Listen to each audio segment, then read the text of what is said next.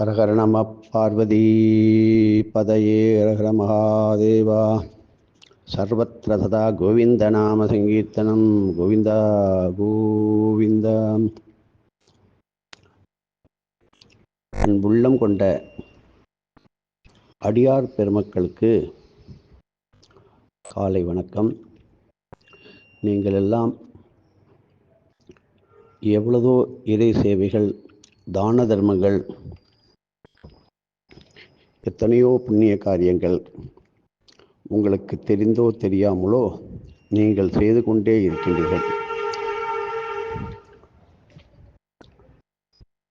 உங்களுக்கும் தெரியாமல், உங்களே அறியாமல் எத்தனை கோடி புண்ணியங்கள் செய்தீர்கள் என்பது உங்களுக்கே தெரியாது. கவலைப்பட வேண்டாம். அப்படிதான் புண்ணிய கணக்கு சேரும். ஆனால் ஒன்றே ஒன்று மீண்டும் ஞாபகப்படுத்திக் கொள்வோம். நீங்கள் செய்கின்ற புண்ணியத்தை விரயம் செய்து விடாதீர்கள். ஒவ்வொரு நாளும் நீங்கள் ராமா, நாராயணா, சிவ சிவ என்று சொன்னாலும் புண்ணியம்தான். ஒரு எறும்புக்கு ஒரு துளி, ஒரு கடுகளவு உணவு போட்டாலும் பெரும் புண்ணியம். அதனால்தான் இப்பொழுது இந்த சமுதாயத்தில் ஏதோ கொஞ்சம் நஞ்சம் ஒற்றுமை ஓடிக்கொண்டிருக்கின்றது. இப்படி நமது அடியார்கள், நமது வாத்தியாரை தெரிந்தவரோ, பல மகான்களிடம் இருந்து பயிற்சி பெற்றவர்களோ, அவரின் சொல் செயல் வடிவத்தை என்றும் தாங்கி நடத்துகின்றவர்களோ ஏராளம் ஏராளம் ஏராளம். இப்படி அடியார்கள், சத்குருமார்கள் இந்த கலியுகத்திலே நம்முடன் சேர்ந்து இருப்பதற்கு நாம் கொடுத்து வைத்திருக்க வேண்டும். அது பெரும் பாக்கியம். ஒரு மகான், ஒரு சித்தர், ஒரு பீடாதிபதி தன்னை பீடாதிபதி என்று கூட சொல்ல மாட்டார். இப்பொழுதெல்லாம் மனித வர்க்கத்துக்கே நம்ம தலைவன் என்று சொல்லுகிறோம். அது அவருடைய விருப்பம். நமக்கெல்லாம் தலைவன் நம்மை படைத்தவனே, எல்லோருக்கும் தெரியும். ஆகினால அந்த பிரம்ம சுழியானது தான் நமது தலையிலே இட்டு இப்படி சுற்றி அப்படி சுற்றி எங்கேயோ ஒரு இறை குரு சங்கமத்தில் வந்து எப்படியோ சேர்ந்து விடுவோம். கவலைப்படாதீர்கள். கண்டிப்பாக நமது வாத்தியார் சொல்வார், ஒரு அணைகின்ற தீபத்தை அப்படி லைட்டாக ஒரு தட்டு தட்டி தூண்டி விடுங்கடா, போகிறோம். உங்களுக்கு அவ்வளோது புண்ணியம். ஒரு தடவை சூரியநாராயணா சூரியநாராயணா சொன்னால் அவ்வளோ புண்ணியம் பார். எல்லாம் செய்து கொண்டு தான் வந்து கொண்டிருக்கின்றீர்கள். அதனால்தான் இந்த அளவுக்கு ஓடிக்கொண்டிருக்கின்றது.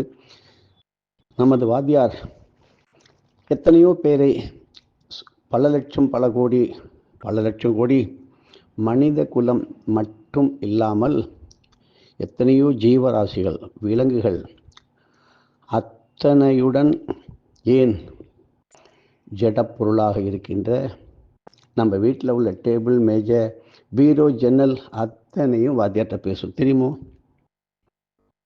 கதரும், கத்தும், அழும், சிரிக்கும். மரங்கள், செடி கொடிகள், அப்படி அந்த அளவுக்கு வாத்தியார் குருகுல வாசத்தை முடித்து முழு பயிற்சி பெற்று பீடாதிபதியாக ஆனார். அதையும் அவர் தான் பீடத்தில் இருக்கின்றேன் என்கிறதை சொல்லவே இல்லை. இதுதான் கருணை கடல். இப்படி கனவில் வந்தாலும் சித்தன் சித்தனே, அந்த பாக்கியம் வேணும். நேரடியாக பார்த்து நம்ம என்ன செய்ய போகிறோம்? கனவில் வர்றதுனால தான் நம்ம வாயை விட்டு எதுவுமே கேட்க மாட்டோம். அவர்கள் அளிக்கின்ற அற்புதமான ஆசீர்வாதங்கள் நமக்கு இருந்து வேலை செய்யும், நின்று வேலை செய்யும், நங்கூரம் போல நின்று வேலை செய்யும். அதனால் அப்பருடைய தேவாரத்தை எத்தனையோ பேர் நன்றாக ராகத்துடன் பாடுகின்ற திருமுறை ஆளர்கள் ஓதுவார்கள் இன்றும் இருக்கின்றார்கள். திருநீர் இடாத நெற்றியும் கோவில் இல்லாத ஊரும் சங்கொலி கேட்காத இடமும் அடர்ந்த காடு.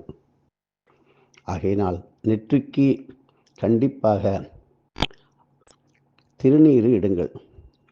அது இல்லை என்றால் அவரவர் வழக்கப்படி திருநாமம், கோபிச்சந்தனம் இவைகளை இடுங்கள். திருநீர் இட்டாலும் மத்தியிலே உருவத்திற்கு சற்று மேல் நோக்கி ஒரு நல்ல குங்குமத்தை வைகள். ஏனென்றால் ஐயா திருநீருக்கு உள்ளவர் சாக்ஷாத் சிவபெருமான், குங்குமம் தாயார் அம்பாள். இவர்கள் 2 பேரும் அதனால் திருநாமம் இடும்பொழுது கூட 2 பக்கமும் வெண்மை நிற கோடுகளால் இருக்கும். மத்தியில் ஒரு செந்தூரம், ஸ்ரீசூர்ணம் இப்படியெல்லாம் இருக்கும். தாயாரையும் பெருமாளையும் பிரிக்கக்கூடாது. ஒரே ஒரு கோடு போட்டுக்கொண்டு அநேகமாக வைணவர்கள் செல்லுகின்றார்கள். ஏதோ 4 பேர் நம்மளை பார்த்து கிண்டல் பண்ணுவானே, கேலி பண்ணுவானே. கண்டிப்பாக எந்த அளவுக்கு உங்களை கிண்டல் கேலி செய்கின்றார்களோ அந்த அளவுக்கு பாபங்கள் கர்மங்கள் உங்களை விட்டு இறங்கி கொண்டே போய்விடும், கழிஞ்சு போடும். எத்தனை தடவை கிண்டல் நக்கல் பண்ணுறானோ நீங்கள் அவர்களை கண்டிப்பாக வெறுக்கக்கூடாது, தூஷிக்கக்கூடாது. பாவம் குறைந்து கொண்டே வரும்.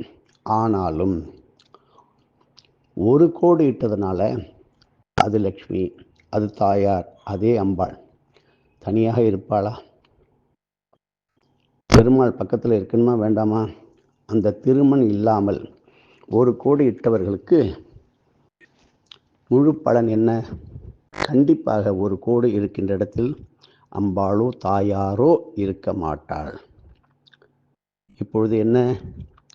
நல்லவர்களாக இருப்பார்கள், ஒழுக்கம் நிறைந்தவர்களாக இருப்பார்கள், ஆச்சார சீலர்களாக இருப்பார்கள். ஏன், அடுத்தவர்களுக்கு கெடுதல் கூட நினைக்க மாட்டார்கள்.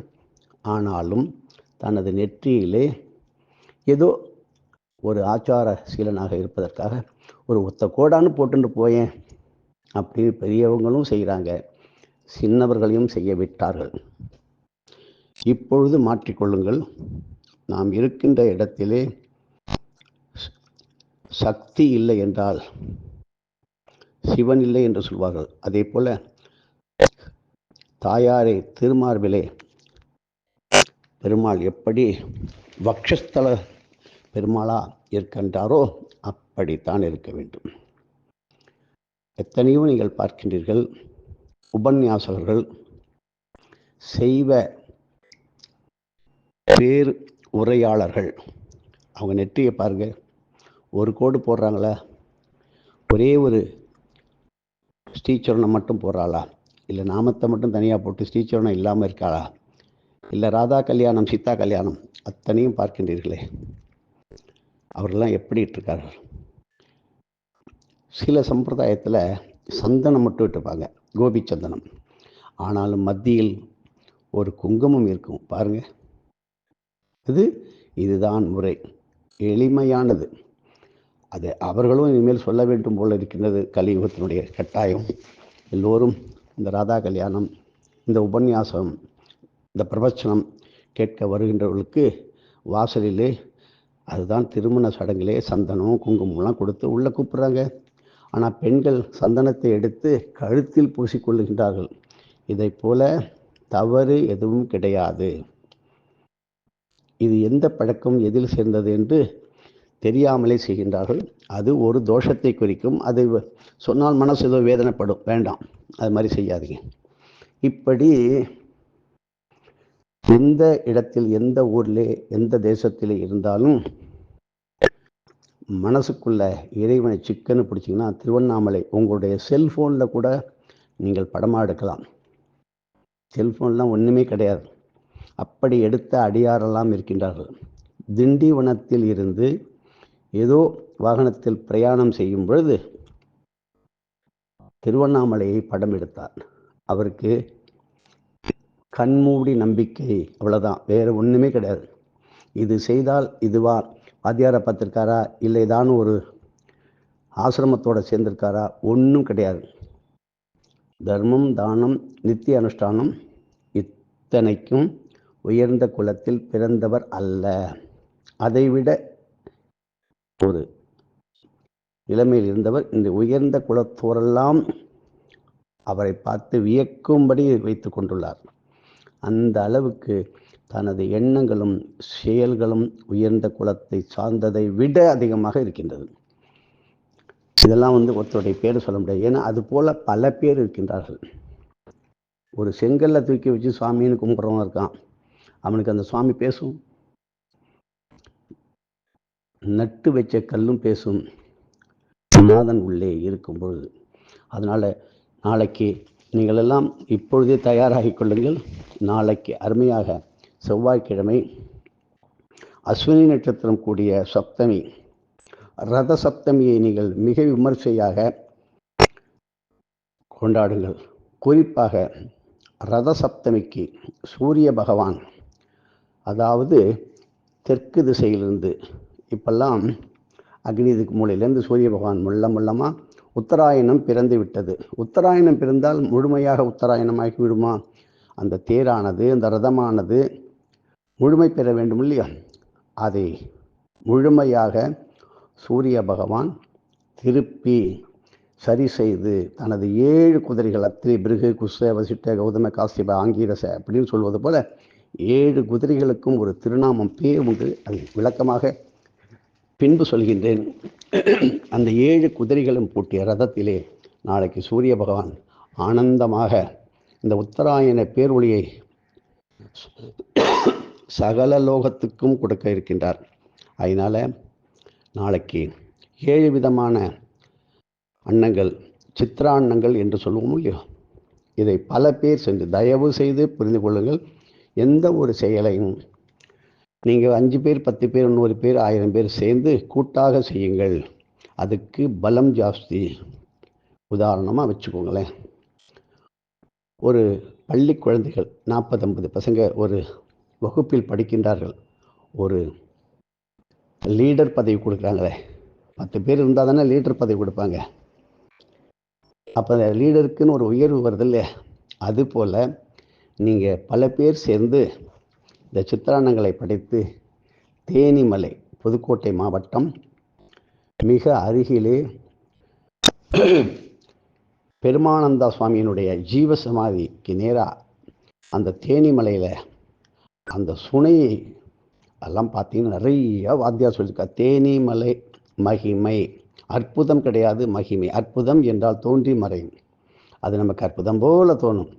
7 முறை கைகால்களில் மருதாணி இட்டுக்கொண்டு நீங்கள் சிவசிவா, ராமராமா எது வேண்டுமானாலும் நாளை கிளம்புற ஜாக்கிரதையாக ஒரு துணையோட, நீங்கள் துணைக்கே போக வேண்டாம். கண்டிப்பாக உங்களுக்கு அங்கே சில பைரவர்கள், பைரவலோகத்து மகான்கள் பைரவரை போல உங்கள் பின்னாடியே வருவார்கள்.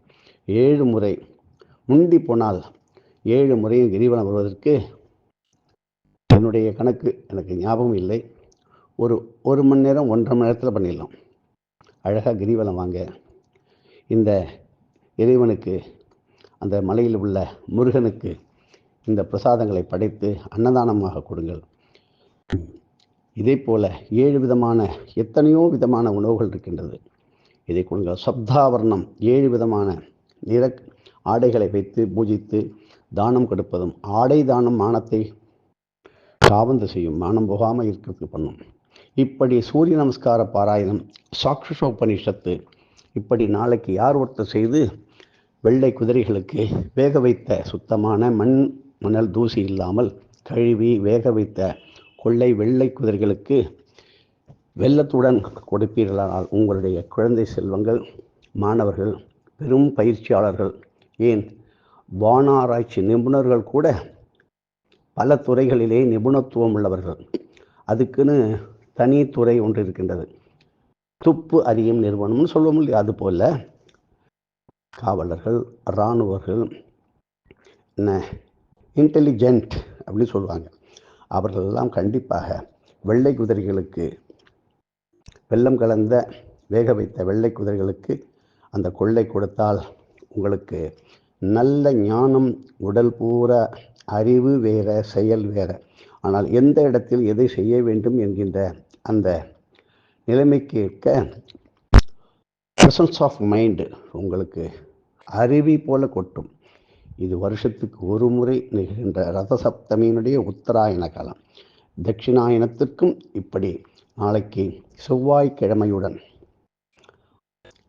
ஆயுள்காரகனாகிய ஆரோக்கிய விருத்தியை தருகின்ற வைத்தியநாத சுவாமி, தன்வந்திரி, மருந்தீஸ்வரர், இந்திராட்சி, ருண விமோச்சகர், ஜ்வரஹரேஸ்வரருடைய மந்திரங்களை ஓதுவதும், எருக்கு இலைகளை முறையாக வைத்து 7 விதமான எருக்கு இலைகளை ரதசப்தமி ஸ்நானம் என்கின்ற நமது ஆசிரம குறிப்பை எடுத்து அதுபோல் எல்லோருக்கும் அதை தெரிவித்து அதை பரப்பி, அப்படி ஒருவருக்காக வீட்டிலே குளிக்கின்ற நிலையில் இருந்தால் நீங்கள் குளிக்கின்ற பாத்திரத்திலே வில்வம், துளசி எல்லாம் போட்டு எங்கே செய்யமுனை செய்வ கோதாவரி சரஸ்வதி நர்மதே சிந்து காவேரி ஜலேஸ்மின் சந்நிதியும் கூறி என்று 108 முறைக்கு சொல்லி குறையக்கூடாது.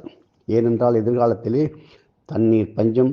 அப்படி வாங்கி குடிக்கின்ற தண்ணீரிலே பலவிதமான ரசாயன கலவைகள், அதனால் நமக்கு பலவிதமான நோய் தொற்றுக்கள் இவையெல்லாம் வராமல் இருப்பதற்காக அதை செய்வது நல்லது.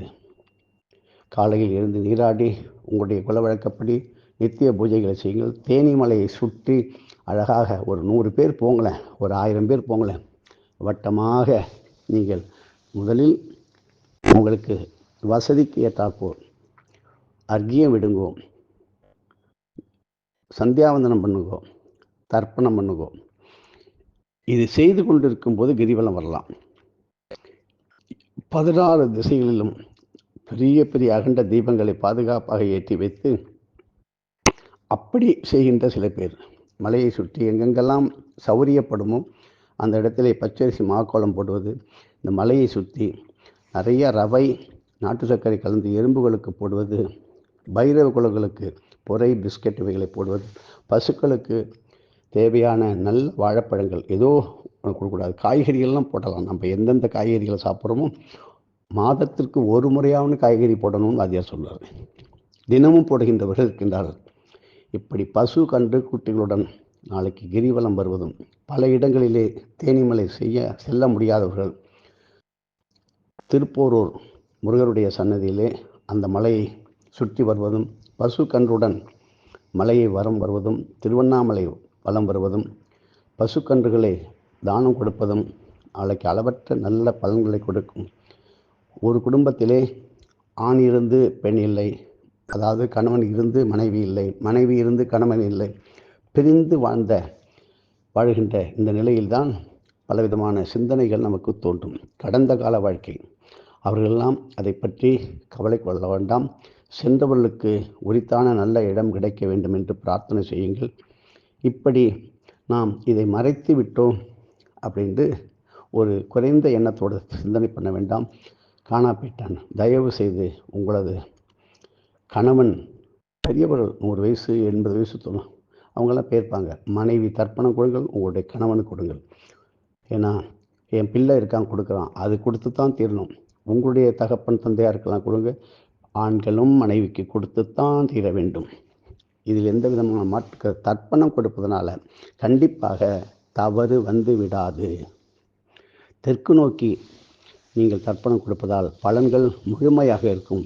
ஆனால் திருவண்ணாமலையில் மட்டும் திரு அண்ணாமலையை நோக்கியவாறு தர்ப்பணங்கள் கொடுங்கள், அர்க்கியங்கள் விடுங்கள். இதை எல்லோருக்கும் எடுத்து சொல்லுங்கள். ஆனால் நாம் சொல்லுகின்றோமே, ஒன்றை சிந்தித்து பார்ப்போம். ஒரு சங்கீதம் பாடுகின்றார் ஒருத்தர். அதனுடைய வார்த்தைகள் எல்லாம் தெலுங்கு மொழியிலே இருக்கும். எந்தரோ மகானுபாவனும் அந்தரீக்கி வந்தனும், இது தெலுங்கு இல்லையா? அதை பாடுகின்றவர்கள் நம்மை போல தமிழ் தேசத்தில் பிறந்தவர்களாக இருப்பார்கள். அதற்கு பெயர் புகின்றது பாருங்க, கர்நாடக சங்கீதம். அதுக்கு பாருங்க, தெலுங்கு பாடுறவங்க தமிழ்காரங்க, பெயர் எங்கே போகுது? இப்படி நாம் செய்கின்ற நல்ல காரியங்கள் எல்லாம் மேல் நோக்கி போகும். தர்பையின் மீது நீங்கள் விடுகின்ற நீர் மட்டும் உயர்ந்து மேல் நோக்கி தூக்கப்படும் புவியீர்ப்பை நோக்கி. புவியீர்ப்பு என்பது மேலில் உள்ள பொருள் கீழே இறங்கித்தான் தீர வேண்டும். ஆனால் தர்பையில் விடுகின்ற அத்தனையும் கீழிருந்து மேல் நோக்கித்தான் செல்லும். அதுபோல வாழ்க்கை, இந்த சுகமான வாழ்க்கையோ வறுமையான வாழ்க்கையோ நிரந்தரம் அற்றது. இன்றைக்கு வறுமையாக நீங்கள் இருக்கலாம் சில ஒருத்தர், நாளைக்கு ஓஹோ என்று உயர்ந்த நிலைக்கு போவீர்கள். ஆனால் உயர்ந்த நிலையில் இருக்கின்றவர் மிக மிக பாதுகாப்பாக ஒரு குருவினுடைய வழிகாட்டுதல் படி நீங்கள் இருந்தால் அந்த நிலையை அப்படியே தக்க வைத்து கொள்ளலாம். இல்லை என்றால் புவியீர்ப்பு மேல் நோக்கி கீழே சரிந்தவர்கள் பல கோடி பேர். நம்ம சொல்லுவோமே, அவன் பெரிய பணக்காரனாக இருந்தான், இன்றைக்கி பாருங்கள் சார் சாப்பாட்டுக்கே கஷ்டப்படுறான். ஏனென்றால் தையல் தொழிலிலே, ஆடை நிறுவனத்திலே அப்படியெல்லாம் ஆரம்பிக்கும் பொழுது குலதெய்வ பிரார்த்தனை தினமும் கண்டிப்பாக 3 வேளை என்ன, எப்பொழுதும் குலதெய்வத்தினுடைய பெயரை சொல்லிதான் அந்த தையல் துணி தைக்க வேண்டும். அதுதான் தயார் நிலையிலே உள்ள ரெடிமேடு ஸ்டோர்னு சொல்கிறோம் இல்லையோ, ரெடிமேடு நிறுவனங்கள், இப்படி ஏற்றுமதியாளர்கள், இப்படி இந்த துணியை விற்றவர்கள்லாம் ஒரு காலத்திலே உலகம் புகழும் பெரும் புகழ், அப்படியெல்லாம் பணம் காசு செல்வம் எல்லாம் இருந்தது. இது மாதிரி செய்யாமல் விட்டதுனால அவர்கள் சரிந்து கீழே விழுந்து அவர்களுக்கே ஆடைக்கு என்ன செய்ய வேண்டியது அப்படி என்ற நிலை வந்து விட்டதே. காரணம், அவருக்கு குரு இல்லை. வருத்தப்படக்கூடாது. அன்றைக்கு அதே அவர்களுடைய ஆடைகளை வாங்கி அணிந்து பார்த்தோம், கோட்டு சூட்டு டைன்னு போனோம், போயிட்டானா அப்படி சொல்லக்கூடாது. இப்பொழுதும் நீங்கள் எந்தவித புது ஆடைகள் வாங்கிய உடனே தெற்கு திசையிலே காட்டி, நகைகள் வாங்கிய உடனே தெற்கு திசையில் உள்ள உங்களுடைய பித்தர்களுக்கு காட்டிட்டு அப்புறம் பையில் போடுங்க. நகை கடைக்காரன் என்ன செஞ்சிடும், உங்கள் காசை கொடுத்து நீங்கள் வாங்குறீங்க, துணி கடைக்காரன் ஒன்றும் சொல்ல முடியாது. தெற்கு திசையை உங்களுடைய பித்தர்களை நினைத்து காட்டி வீட்டுக்கு எடுத்துவார்கள்.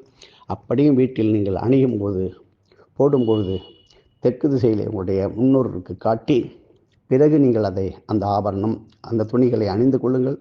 உங்களுக்கு முழுமையான சகல சக்திகளும் ஏற்படும். வசிய சக்தின்னு சொல்லுவோம், வசீகரணம், தெய்வ வசீகரணம். மனுஷனை வசியம் பண்ணி கிடையாது, தெய்வம் நம்மை வசீகரிப்பார், குரு நம்மை வசீகரிப்பார், குருவே நம்மளை இழுத்துன்னு போடுவார், வாடா கண்ணு அப்படின்னு. அதனால் குரு நம்மை கூட்டி இழுத்துன்னு போகிற காலம்தான் அந்த கலியுகம். நாம் குருவை தேடினால் குரு பக்கத்திலே இருப்பார், எங்கேயோ ஓடின்றிருப்போம், அருகில் நமது பக்கத்தில் இருப்பார். இதுதான் கலியுகம். குரு அருகில் இருக்கும்போது எங்கெங்கேயோ தேடி ஓடிக்கிட்டு இருப்போம், பக்கத்திலே இருப்பார். ஒரு எறும்பு போல் வந்துருப்பார், அந்த எறும்பை விட்டுருவோம், எங்கேயோ போய் மலையில் போய் கும்பிட்டுருப்போம். அந்த எறும்பை ஏன் நீங்கள் குருவாக நினைக்கக்கூடாது? உங்கள் வீட்டில் நீங்கள் எனக்கு ஒரு மரத்தை அப்படியே உங்களுக்கு குருவாக நினைக்கக்கூடாது? ஏன் ஒரு காக்காயை கூட்டு ஒரு உணவு வைக்கும்போது எனது குரு அப்படி கூட வரலாமே அப்படிங்கிற அப்படி ஒரு மனப்பான்மையை நீங்கள் வளர்த்து கொள்ளும்போது குரு தூரத்தில் இல்லை, குரு அருகில் தான் இருப்பான். இதுதான் குரு இல்லாத வாழ்க்கை, குருட்டு வாழ்க்கை. குரு தொட்டு காட்டாத வித்தை சுட்டு போட்டாலும் வராது. நமக்கு காரியம் நல்ல விதமாக நடக்கும் பொழுது எல்லாம் அந்த அண்ணாமலையார், எல்லாம் இந்த வாத்தியாருடைய கருணை, அந்த குருவனுடைய கருணை. நமக்கு சில சோதனைகள் வரும்போது அதை தூற்றி துச்சமாக மதித்து, எவ்வளவு தூரம் மதித்தீர்களோ அவமரியாதை செய்து பெயரை கெடுத்து பெரும் கோடி சாபங்களை எதிர்காலத்திற்கு வாங்கி கொள்கின்றார்கள். எனக்கு இதனால தான் இந்த கஷ்டம் வந்தது, தொலைச்சி போடுறேன், எடுத்து போடுறேன், என்ன அவங்களால தான் என் குடும்பம் கெட்டது. வாழ்க்கை என்பது எவ்வளதோ ரகசியங்கள் கொண்டது. வார்த்தையை விட்டுட்டா அந்த சொல் அதுவே எஜமானாக மாறி சொன்னவர்களை படுத்து எடுத்துவிடும். சொல்லிய சொல்லுக்கு அந்த சொல்லே எஜமான், சொல்லாத சொல்லுக்கு நீங்கள் தான் எஜமான். ஒரு காலத்திலே இளமை, படிப்பு, பதவி, அந்தஸ்து இருக்கும் பொழுது ஒரு கெத்து, ஒரு பந்தான்னு சொல்லுவோம்ல, அப்படி இருப்பார்கள்.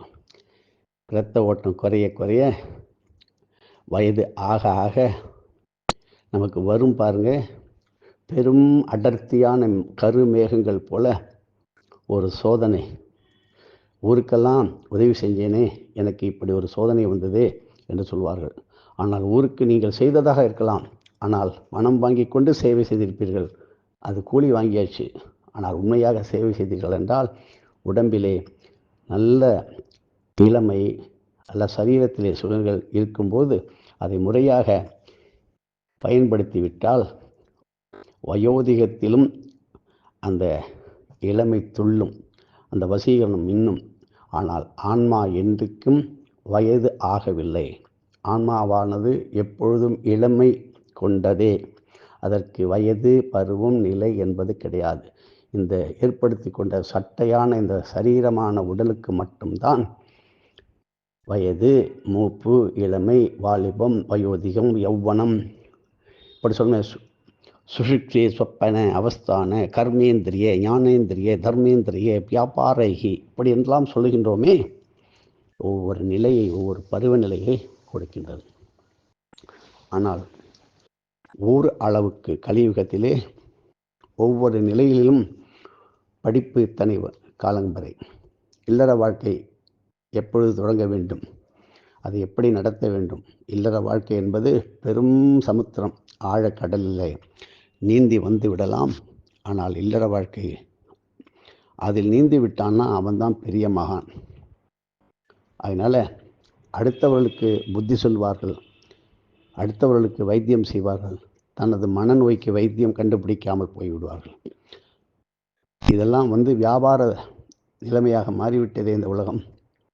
நமக்கு நாளைக்கு என்ன வரும் என்று நினைத்து விட்டால் அதை அப்படியே நமது கண்முன்னே நிறுத்திவிடலாம். இதனால் விதை போட்டு விற்கும், அது முளைத்து இப்படித்தான் இந்த பயிர் வரும் என்று அதை நம்ம கண்காணிப்பது போல நமது குடும்பத்தையும் கண்காணிக்க யார் வேண்டும்? நம்மால் முடியாது. ஒரு குரு இருந்தால் அத்தனை கோடி மனிதர்களின் மனதை ஒரு அப்படிங்கிறதுல ஒரே அடக்கத்தில் கொண்டு கட்டுப்பாட்டில் கொண்டு சொல்லுமே, பின் ட்ராப் சைலண்ட், அப்படி கொண்டு வருகின்றதான் சத்குரு. வீணான கெட்ட பெயர், பெயர், வீட்டிலே பேசுகின்ற பேச்சு நல்ல விதமாக இருக்க வேண்டும். நிறைய இடத்துல அவர்கள் என்னமோ நல்லது சொல்கிற மாதிரி, ஐயோ இது மாதிரி ஆயிட்டு அப்படின்னு அந்த மாதிரி சொல்லும்போது அது 100ஆக 1000ஆக கோடியாக பெருகி அதுதான் வியாதி, அறுவை சிகிச்சை, பெரும் கஷ்டம், அது தொடர்ந்து நடக்கும். அதற்கெல்லாம் பரிகாரமே கிடையாது. பெரியவர்கள் முதல் சிறியவர்கள் வரை இதை ஒரு பாடமாக கற்றுக்கொண்டு விட்டார்கள். அவர்களது கையில் தண்ணீர் கொடுப்பதே பாவம். சொல்லி கொடுத்து பாருங்கள், சரியாகலைன்னா கட்டி விட்டுருங்க, அவ்வளோதான். அந்த வார்த்தையை சொல்லக்கூடாது. ஆரம்பத்திலே வருகிறேன், நெற்றியிலே ஸ்டிக்கர் போட்டு ஒட்டு போட்டு அவர்களெல்லாம் கணவனை கண்டிப்பாக இழந்து வாடும் நிலை. அவர் எழுந்துனா எப்படி? அவர் இருந்து அவர் நோயாளியும் வியாதியாலையும் மன கஷ்டத்தாலையும் துடிக்கின்ற துடிப்புக்கு யார் காரணம்? மனைவியே காரணம். அவர் ஒன்றும் உயிரை விட்டுற மாட்டார், செத்து போக மாட்டார். அவரை கொல்லாமல் கொள்ளுவா இந்த பொண்டாட்டி. ஸ்டிக்கர் போட்டு திடீர்னு வாந்தி, திடீர்னு மயக்கம், திடீர்னு பெட்ரைட்டன், போடு போடு ஒட்டு போட்டு அது பண்ணும். சொல்லியாச்சு. இப்பொழுது கூட திருத்தி கொள்ளலாம் விருப்பம் இருந்தால். கண்ணிருந்தும் குருடனாக இருக்கக்கூடாது. செய்வீர்கள் என்று எதிர்பார்த்துட்டோம். நாளைக்கு ரத சப்தமி, செவ்வாய்க்கிழமை, அற்புதமான சகல காரியம். காவல்துறை, நுண்ணறிவு பிரிவு, இராணுவத்துறை, அதி உன்னதமான நாட்டை ஆளுகின்ற உத்தமர்களுக்கு உதவி செய்யும் அற்புதமான நல்ல நாள். கங்கையில் நீராடுவது நாளைக்கு மிக மிக சிறந்த பலனை கொடுக்கும். கங்கையில் அர்க்கியம் விடுவது, தர்ப்பணம் கொடுப்பது, பல கோடி ஜென்மத்தில் செய்யாமல் இருந்த கர்ம வினைகள், பித்ரு தோஷங்களை, பித்ரு சாபங்களை நீக்குகின்ற அற்புதமான நாள். ஆனால் கங்கைக்கு செல்ல முடியவில்லை என்றால் கங்கா, யமுனா, கோதாவரி, சரஸ்வதி, நர்மதே, சிந்து, காவேரி என்று சொல்லுங்கள், எங்கு செய்தாலும். ஆனால் இறைவன் எல்லா இடத்திலும் இருக்கின்றான். மனதை ஒருநிலைப்படுத்தும் பொழுது உங்களிடம் அந்த சக்தி, அந்த குணம், அந்த வள்ளல் குணம், அந்த தர்ம குணம், தர்ப்பணம் பண்ணுகின்றதே ஒரு தர்மம்தான். தர்ப்பணம் செய்வதே அர்ப்பணம். தர்ப்பணம் என்பது அர்ப்பணம். எங்கள் அப்பா கெடுத்துட்டு போயிட்டார், எங்கள் சொத்தெல்லாம் ஏமாற்றிட்டு போயிட்டார், தவறான மொழிக்கு ஒரே பையனுக்கு ஒரே பொண்ணுக்கு எழுதி விட்டார். அது இருக்கட்டும், நமக்கு என்ன கிடைக்கணுமோ அது ஆட்டோமேட்டிக்காக வரும். அவங்களுக்கு சொத்து வந்திருக்கும், சோதனையும் பின்னாடி இருக்கும், நிம்மதியாக தூங்க முடியாது, நீங்கள் சுகமாக இருப்பீர்கள். ஆகையினால் உங்கள் வீட்டிலே எத்தனை பேர் இதெல்லாம் கடைபிடிக்கின்றீர்களோ அந்த வீட்டிலே முதலிலே வியாதி இல்லாமல் இருக்க வேண்டும், நோயற்ற வாழ்வு வாழ வேண்டும் என்று நமது வள்ளல் பெருமான் ராமலிங்க வள்ளலார் அதைத்தான் இறைவனிடம் கேட்டார். ஜோதியாக கலந்தார். எப்படின்னா ஜோதியிலிருந்து வந்தார், ஜோதியிலே சென்றார். இப்படி நோயற்ற வாழ்வு நீ கொடுக்க வேண்டும் இறைவா என்று பிரார்த்தனை செய்தார். அதுபோல் அதுதான் ஹெல்த் இஸ் வெல்த். இப்பொழுது ஹெல்த்து இல்லை, வெல்த் இருந்தாலும் அந்த வெல்த்தே நோய். அதுதான் மனநோய். அதுதான் வீட்டில் கொஞ்சம் மனக்குழப்பம், சின்ன சின்ன சச்சரவு, சண்டை. அதுதான் நீதிமன்றம் வரை போய் அது முடிவற்ற நிலையிலே இவருடைய வாழ்க்கை முடிந்து விடுகின்றது. இப்படிப்பட்ட நிலைமையெல்லாம் வராமல் இருப்பதற்கு நீங்கள் நாளைக்கு செய்யுங்கள், இன்றே தயாராகுங்கள். ஒவ்வொரு நாளும் நல்ல நாளே. ததேவ லக்னம் சுதினம் ததேவா, தாராபலம் சந்திரபலம் ததேவா, வித்யாபலம் தெய்வபலம் ததேவா, அப்படி என்று சொல்லுங்கள். உங்களுக்கு எல்லாம் நடக்கும். பஞ்ச அங்கங்களை ஒரு முறை 3 வேளை ஒரு முறை அப்படியே சாதாரண படிங்க. இன்னைக்கு என்ன திதி, இன்னைக்கு என்ன கிழமை, இன்னைக்கு என்ன யோகம், இன்னைக்கு என்ன கரணம், இன்னைக்கு என்ன நட்சத்திரம், இதை படித்தாலே போரும், காதில் கேட்டாலே போதும். அவ்வளோது புண்ணியம். செய்கின்றதை நீங்கள் முறையாக செய்துவிட்டால் உங்களுக்கு முறையாக எல்லாம் நடந்துவிடும். ஆகையினால் நீங்கள் எல்லாம் செய்வீர்கள், செய்ய வேண்டும் என்று உங்களை பணிவன்புடன் கேட்டுக்கொள்கின்றோம்.